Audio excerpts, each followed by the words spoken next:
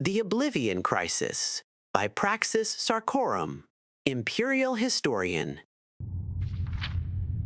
At the turning of the Fourth Age, in the year 3E 433, the Emperor Uriel Septim VII was assassinated and the Amulet of Kings was destroyed.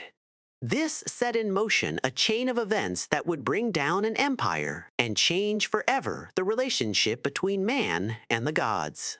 The assassins first attacked the Emperor in the White Gold Tower. While the blades held them back, the Emperor made his way down to the dungeons, to a secret escape route built into one of the prison cells.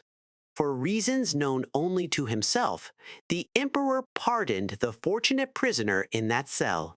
Some say the prisoner reminded him of a childhood friend. Others say it was a moment of prophecy. Whatever the case, the prisoner came to play a fateful role in the history of the Empire and Tamriel, surely a sign that the gods themselves were at work. The pursuing assassins killed the Blade's bodyguards in a relentless series of sneak attacks. Eventually, they struck down the Emperor himself. Before he fell, Uriel Septim VII gave the Amulet of Kings to the prisoner, who somehow made it out of the imperial sewers and into the light of day. The assassination is now known to have been the work of a group of Daedric cultists known as the Mythic Dawn. Those who still suspect the Dark Brotherhood should consider two facts. First, they would have only needed a single assassin, not a small army of them. Second, the Dark Brotherhood would never be so foolish as to effectively declare war on the Empire, and thus ensure their complete destruction. Witness the eventual fate of the Mythic Dawn. The Amulet of Kings next surfaced at Waynon Priory near Chorol. Joffrey, secret Grand Master of the Blades and head of the Priory, took possession of the amulet. The messenger was sent off to Kvatch to find a lowly priest named Martin. Unbeknownst even to himself, Martin was the bastard son of Uriel Septim VII and the last heir to the Ruby Throne. He alone could use the Amulet of Kings to light the dragon fires that wards the barrier between Tamriel and Oblivion, and save the world from the Mythic Dawn plot.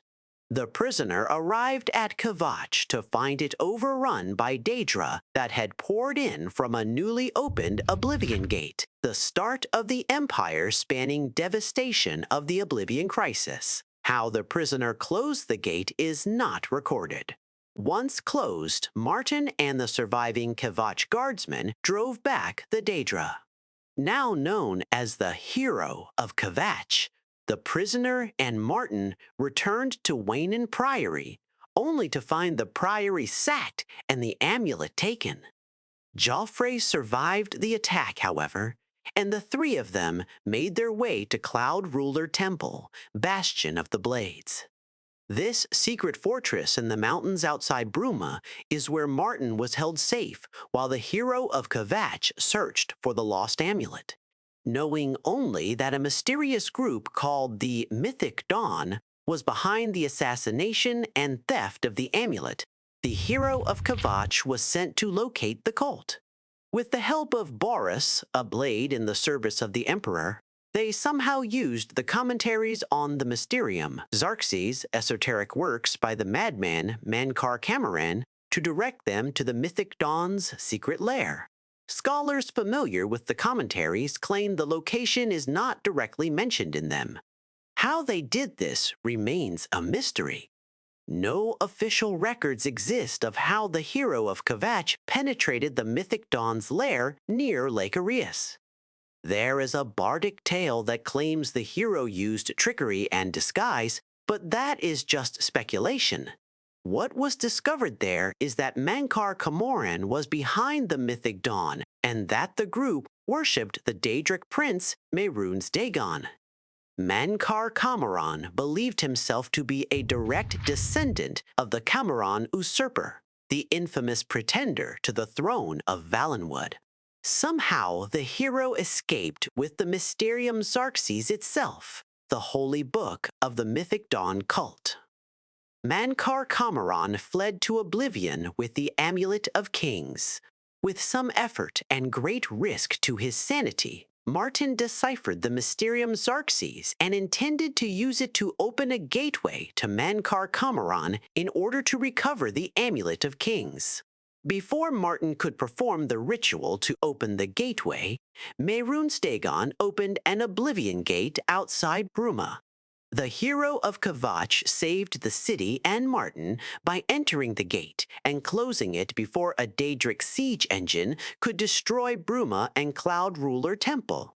Many songs and stories have been told of this battle, and I will not retell them here.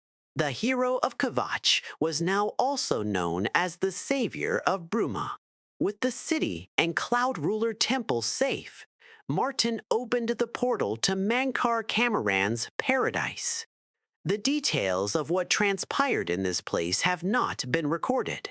All that is known is that the savior of Bruma traveled to this paradise, killed Mankar Kamaran, and returned with the Amulet of Kings. With the amulet in hand, Martin Septim presented himself to the Elder Council to be crowned Emperor of all Tamriel. Once crowned, he planned to relight the dragon fires and seal Tamriel from oblivion. In a last-ditch attempt to stop him, Mehrunes Dagon launched an assault on the Imperial City, opening several Oblivion gates within the capital itself. Uncrowned, Martin joined the battle in the city streets. Mehrunes Dagon himself left Oblivion and entered Tamriel, breaking the covenant. Only the unlit dragon fires allowed this to be possible. Now that the barrier was ripped asunder, it was too late to relighting the fires. Martin Septim chose to make the ultimate sacrifice. He shattered the Amulet of Kings to become the avatar of the god Akatosh and do battle with Mehrunes Dagon. Records of this battle vary wildly. What we do know is that Mehrunes Dagon was defeated and sent back to Oblivion. The avatar of Akatosh was turned to stone and can be seen to this day in the Temple of the One in the Imperial City. With the amulet gone, the dragon fires quenched, and the last Dragonblood Emperor dead, the barrier to Oblivion is sealed forever.